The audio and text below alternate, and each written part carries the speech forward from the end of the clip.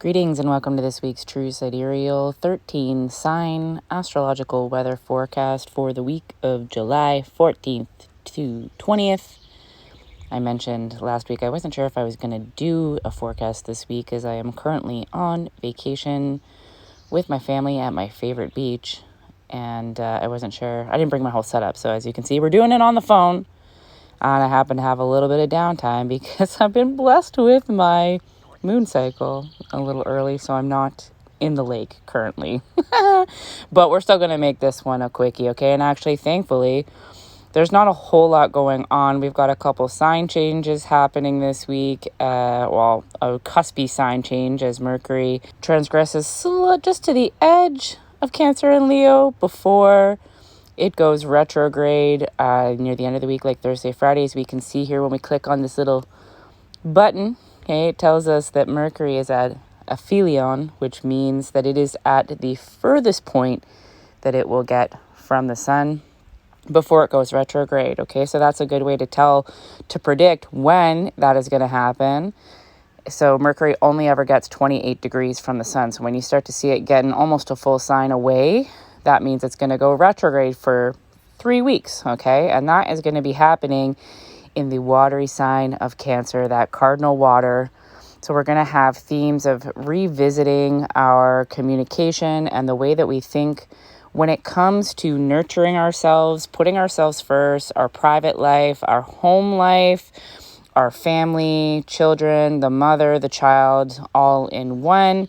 But with that kind of cuspy energy with Leo, also, we're going to have this energy of self-expression, charisma, confidence. Basically, Leo and Cancer are the sun and the moon, right? So we've got the masculine polarity of the outward energy and the feminine polarity of the inward energy coming together with this Mercury retrograde, which honestly, Mercury retrograde gets such a bad rep. I'm probably going to do a separate video on specifically just on Mercury retrograde because it's nothing to be feared. And this is part of why I take such an aggressive stand against tropical pop astrology sensationalism, because it's bullshit.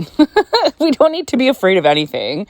There is just as much reversal and destruction energy in the universe as there is forward and creation. Mercury retrograde isn't always about destruction either. It just means like revisiting, planning differently, looking at different ways to plan things, right? So like we have to be pulled backwards sometimes to be launched forwards, right? Like that quote with an arrow kind of idea, right? Like the arrow has to be pulled back to be launched is kind of the idea with Mercury retrograde. Like we need these periods of revisiting the way that we think and communicate in order to progress ultimately. Like progress is not linear, okay? It's a spiral ultimately, okay? So over the next 3 weeks, starting on Thursday, cusp between Thursday and Friday, depending on where you're at in the world, we will have 3 weeks of Mercury being retrograde in Cancer, bringing forth themes of, again, this nurturing, the crab, taking care of yourself, putting yourself first in a kind of spicy sort of way, you know, like that crab has claws.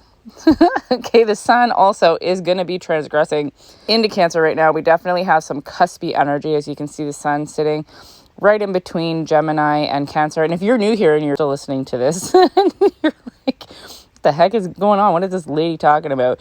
This is true sidereal astrology, okay? 13th sign astrology, because we include the mystical hidden 13th sign, Ophiuchus, the serpent bearer. And we are actually looking at the authentic real-time positions of the luminaries and etheric bodies as they are in the visible sky. The constellations are meant to be the zodiac, okay? The zodiac in tropical astrology is totally symbolic. It is based on lines in the sky that are static. They do not change to capture the celestial cycle, and they effectively create an alternate reality, trapping those who are practicing it in the 3 lowest densities of our experience, which are important. Don't get me wrong. We are humans in bodies, okay? And the forgetting helps us to have experiences. But there's more to life than that, okay? So in real time, the sun is just going to be moving into Cancer on the 17th, which I believe is Friday. It's 14th today, I think, 3 days from now. Okay, it's whatever the 17th is. So we're in a cuspy energy right now. 3 degrees on either side really gives us a blend. Okay, so we're moving from this illumination we've had in Gemini, the curiosity, the seeking a new paradigm, the expansion of a new paradigm, as we have Jupiter here as well. and we're moving into the highlighting or illumination of this Cancerian energy of the cardinal water, right? Like initiating a new way of feeling, deciding how you feel, you being the protector of your own feelings kind of energy, as the sun will transgress into Cancer later this week. And then shortly after that, so that'll be like Thursday, Friday, that the sun moves into Cancer. And then on Sunday, it's going to be squaring Chiron, which is in Pisces. So Pisces, as we can see, this is how astrology is meant to function, by the way. The line of the ecliptic, the yellow dotted line, is the path of the sun, which moves through all these constellations that are the zodiac, okay? Now, we can't see Chiron on here because that is an asteroid that is included in astrological interpretations. This is an astronomical app, okay? So it's strictly the study of the movements of the etheric bodies, not the interpretation of them and application of that interpretation to our human life, okay? But if we could see it, Chiron would be right about here in Pisces, okay? So our wounds around receiving, around femininity, around our spirituality, our relationship to our intuition is going to be making a square to the sun newly in Cancer on Sunday. As for the rest of the aspects and transits, there's not a whole lot going on. We have the moon today, as you can see here in Aquarius, okay? And this week we are moving away from the full moon last week and into the third quarter phase. So we're really in the implementation and action phase as far as the intentions that you set with the new moon, but then the check-in that you did with the full moon last week. And if you want the full scoop on both of those lunations, I make regular videos, long form videos on those. You can find them on my YouTube or TikTok as well, okay?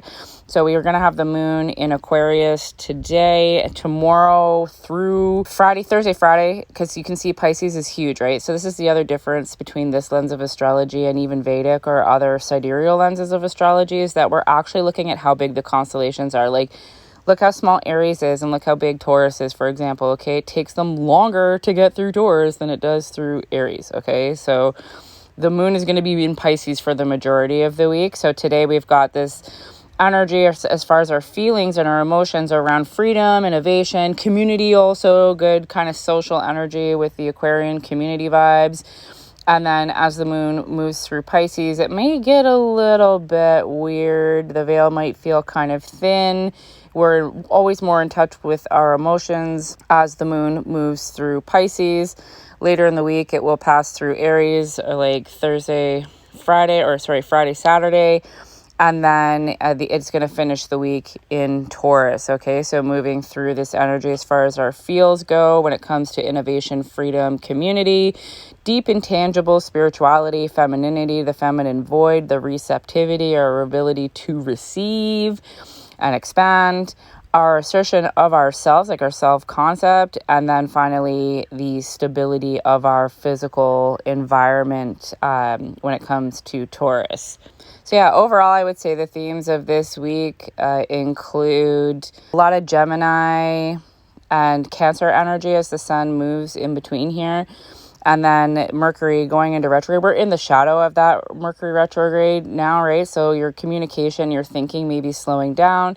You may be running up against situations that are causing you to think differently.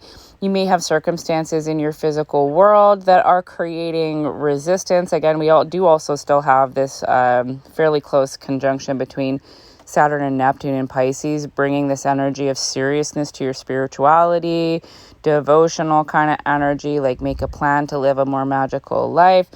And again, a reminder that our friend Pluto, the destroyer, the ender of cycles, is still in Capricorn for the next 18 years, okay? So we're like, basically everything has been coming together in order to remove the limitations of the old way, the hustle and grind, the external locus of control, the patriarchy that has nothing to do with gender and everything to do with the overvaluing, I should say, of the masculine doing energy, okay? So we're if you are doing the work and you're paying attention to this and you're leading yourself into a more spacious, heart-centered experience, you may be having things in the physical world that are contradicting that at this point. And so it's basically an opportunity for you to stop, surrender, and think differently, okay? Like, how can you come up with a different plan? How can you just relax into neutral and allow the creative insight and the genius that will create a new plan for you to sneak in the back door. So that's about all I have to share on the stars for this week. If this kind of work intrigues you, I invite you to interact with this video in every way that you can.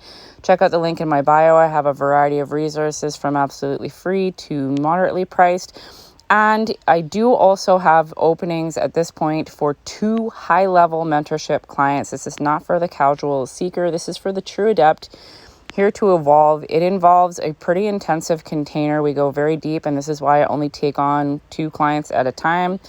So if that sounds like something that you're interested in, go on ahead and send me a DM. I will shoot you the details. And if that's not quite in the cards for you at this point, I am also developing a group mentorship program that will be premiering in the fall. So if you want to get on my email list to be included in that, send me a DM. So if you're still listening to this at this point, thank you so much for supporting me with your ears and eyes and hearts. And I will see you in the new paradigm.